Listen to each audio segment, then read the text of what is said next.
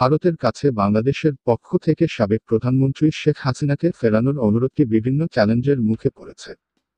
ফলে অনুরোধটি কার্যকর না হওয়ার সম্ভাবনাই বেশি। শুক্রবার ২৭শে ডিসেম্বর প্রকাশিত এক প্রতিবেদনে এ তথ্য জানিয়েছে ভারতের প্রভাবশালী সংবাদ মাধ্যম দ্য ইকোনমিক টাইমস। প্রতিবেদন থেকে জানা গেছে, বাংলাদেশের অন্তর্বর্তী সরকারের পক্ষ থেকে সাবেক প্রধানমন্ত্রী শেখ হাসিনাকে ফিরিয়ে আনতে প্রত্যর্পণ ভারতের কাছে করা অনুরোধটি বিভিন্ন চ্যালেঞ্জের মুখে পড়েছে। এর মধ্যে ঢাকা দিল্লির মধ্যকার দ্বিপক্ষীয় প্রত্যর্পণ চুক্তির উল্লেখিত শর্তের সীমাবদ্ধতাও রয়েছে। বিস্তারিত দেখুন ভিডিওতে। শেখ হাসিনাকে বাংলাদেশে প্রত্যর্পণের অনুরোধ জানাবে তা একরকম জানাই ছিল, অবশেষে সেটাও এলো। শেখ হাসিনার ভারতের পদার্পণে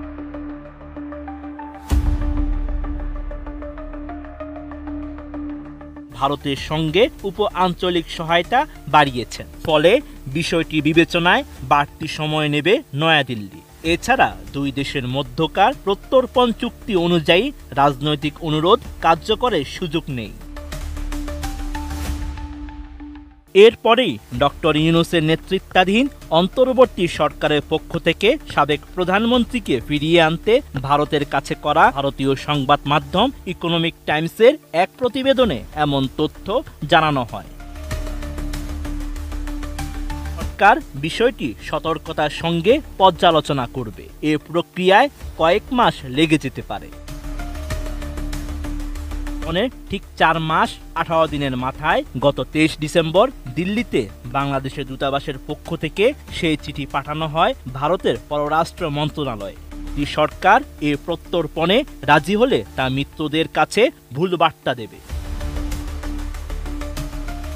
অনুরোধটি বিভিন্ন চ্যালেঞ্জের মুখে পড়েছে। এসব চ্যালেঞ্জের মধ্যে দুই দেশের মধ্যকার দ্বিপক্ষীয় প্রত্যর্পণ চুক্তির উল্লেখিত শর্তের সীমাবদ্ধতাও রয়েছে। এছাড়া শেখ হাসিনা গত ১.৫ দশকে ভারতের স্বার্থ রক্ষা করেছেন। সাবেক প্রধানমন্ত্রী উগ্রপন্থীদের বিরুদ্ধে ব্যবস্থা নিয়েছেন এবং ভারতে শেখ হাসিনার এমন অবস্থান প্রথম নয়। ১৯৭৫ সালে তার বাবা শেখ মুজিবুর রহমানকে হত্যার পর তিনি ভারতে আশ্রয় নিয়েছিলেন। রাজনৈতিক বিশ্লেষকরা বলছেন এই প্রক্রিয়াটি জটিল ও সময় সাপেক্ষ বলে বিবেচিত হচ্ছে। ভারতটি জানায়, সরকারের অনুরোধ সত্ত্বেও ভারত শেখ হাসিনাকে ফেরত দেবে না। ভূ রাজনৈতিক বিবেচনায় নয়াদিল্লি ঘনিষ্ঠ মিত্রকে বিসর্জন দেবে না। রাজনৈতিক পর্যবেক্ষকরা বলছেন, ভারতে শেখ হাসিনার উপস্থিতি আওয়ামী লীগের মনোবল বাড়িয়ে দেবে। দলটি পুনরায় বাংলাদেশের রাজনীতিতে ফেরার চেষ্টা করবে। কূটনীতিক সূত্রের বরাত দিয়ে ইকোনমিক্স টাইমস জানায়, অন্তর্বর্তী সরকারের চাপ সত্ত্বেও ভারত এই বিষয়ে দ্রুত কোনো পদক্ষেপ নেবে না। মোদী সরকার বর্তমান পরিস্থিতিতে শেখ হাসিনা দেশে ফিরলে তা একটি অনিশ্চিত ও ঝুঁকিপূর্ণ পরিস্থিতি তৈরি করতে পারে।